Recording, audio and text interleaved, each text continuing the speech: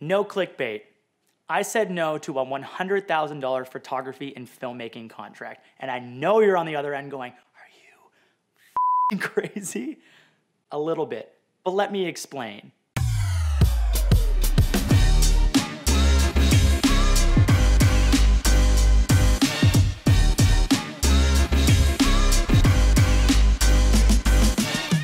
So I think it's important to have context. Now, before we jump into the video and I explain the contract at hand and why we said no, I think it's important to understand who I am and what we do. So my name is Chris Howe. I own an agency with my fiance, Lizzie Pierce. We produce commercial and corporate jobs for Mercedes-Benz, Toyota, and Corona, just to name a few. And about 2 years ago, we were offered this contract. Now, before I tell you about the contract, I want to tell you a little bit about our philosophy on how we work with certain clients and how we got to the point where we worked with Mercedes-Benz, Toyota, and Corona, which are all great companies. So here's a bit of our philosophy and the pillars or the different items that need to be checked before we work with a client. Number one, is there a financial reward? Obviously, there has to be money involved before we actually say yes to this project.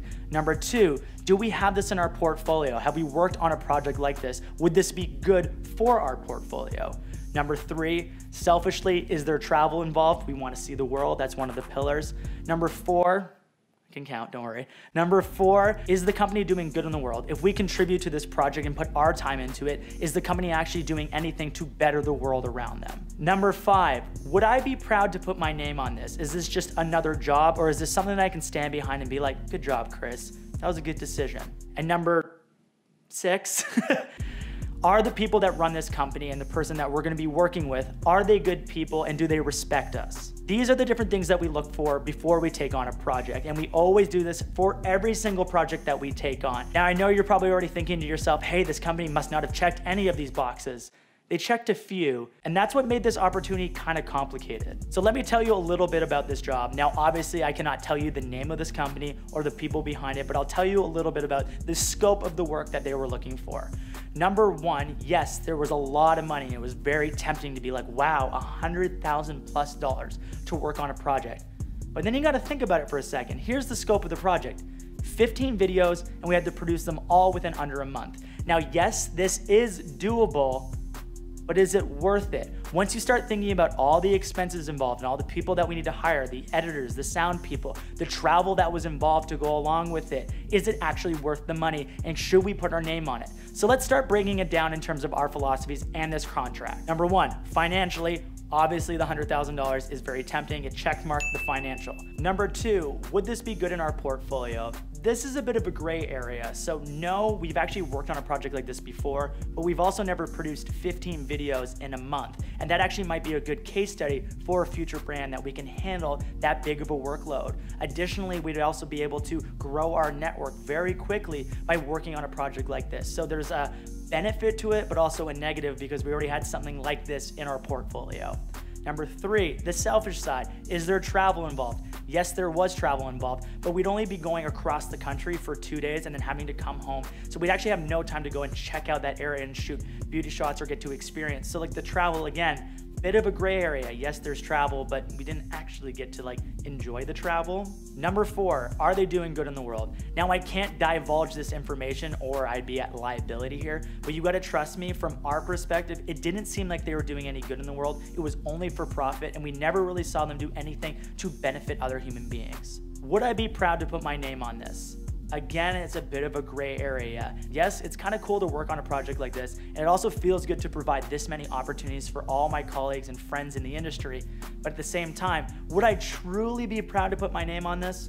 Probably not. It's just another corporate video. And number six, are they good people? And this is always a really hard one to kind of gauge, but in this case, we had to trust our gut. Yes, on a surface level, this person seemed like a good person, but there's always all these like little red flags that kind of come up. Number one, they would never give us a heads up if they were calling us. They just kind of call us up out of the blue, and some people would be like, well, that's just business, but it means he did not respect our time. Number two, he said a few things over the phone where he kind of joked about certain things where I was just like, I didn't didn't like that in the way that you were like kind of talking about certain people. Number 4, did not respect the timelines that we had set out. When he said we have to get this all done in a month, why did you not do more planning ahead of time? Why is it being left to 1 month now and we're the ones that have to pick up your mistakes? The client also just didn't really know what they wanted. They're like, oh, we think you guys are super creative. Why don't you pitch us some ideas? No, you need to give us some context of what you need. And I'll never forget this when we were on the phone call. We told them our typical thing that we tell clients, there's 1 round of revisions. If there's some small edits here and there, we don't mind doing them. So about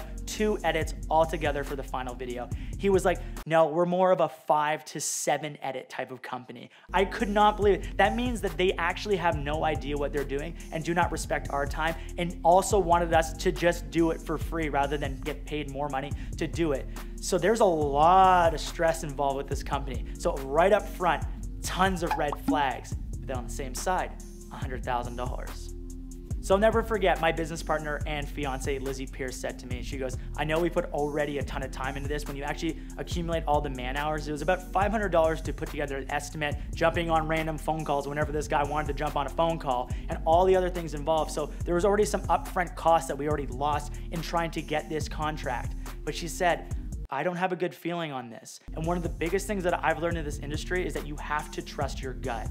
No joke, it was very difficult to say no to this contract because that money meant more opportunity. If we had this in our portfolio, maybe we can go and do more things like this on this scale. Maybe they'd be a repeat client. But do you really want to work for somebody that does not respect you and your time and the work that you do? No, because one of the biggest things that I've learned in this industry is that if you network with people who are slimy people, let's call them slimy people. Just imagine a very slimy human, just sliming around. If you network with slimy people, they only network with other slimy people, and then you're just gonna be in the land of slime where you just don't really make money and people take advantage of you. So trust your gut. If you have all these red flags coming out, even though it might seem tempting to have the money and people are just be like, that's business, is it really worth your time? That stress, your energy, your creative ideas for somebody else that's just gonna be like, whatever, that's just business. It's sometimes a bit more than that. And the last thing out of all this, I remember having conversations with Lizzie. I was like, I just don't like that guy, but whatever, that's just the way it is. And she's like, no, you don't like the person. This is work. We all wanna work with people that we like. When you're working on creative projects, you wanna be excited about the project because you'll actually have better results. And what happens if you keep going through all those revisions and by the end of all those revisions, you look at that final video and you're like, this sucks. Because that stuff happens. Those companies can destroy creative ideas, the energy and the excitement that you have. And you don't want to carry that energy into those next projects and have an idea that that's the way that the industry is, because it's not. Because there's so many opportunities out there for you guys to live out your creative potential and get paid for it too. So when opportunities like that come up, although very tempting on the business side and the money side, sometimes you might have to say no. One of my favorite quotes is from Miles Davis. He says, the notes that you don't play are just as important as the notes that you do. And if you think about it, if you went on a piano and played all the notes because you wanted to get those jobs, you want to try to do as much as possible, it would sound like shit.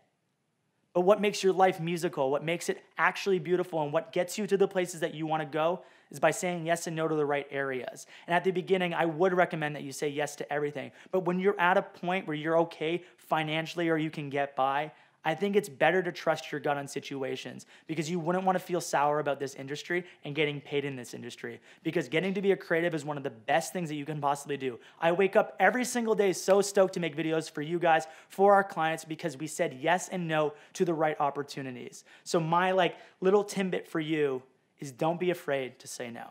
We kind of talked about this in our latest podcast. Lizzie and I have a podcast. And a few weeks ago, we talked about how to say no to certain projects and opportunities and people and all those things. So if you guys want to hear a bit more in depth, links are below for that. Guys, I just wanted to share a little bit of a heart-to-heart and a real story, no clickbait. If you guys saw value in this video or relate to this story in some way, please press like. It actually means the world to us. Subscribe and hit the bell to be notified for future videos. And we'll catch you guys in the next one. I gotta go work because we said no to that contract and I gotta go make some money. I'm just joking. Okay, love you, bye.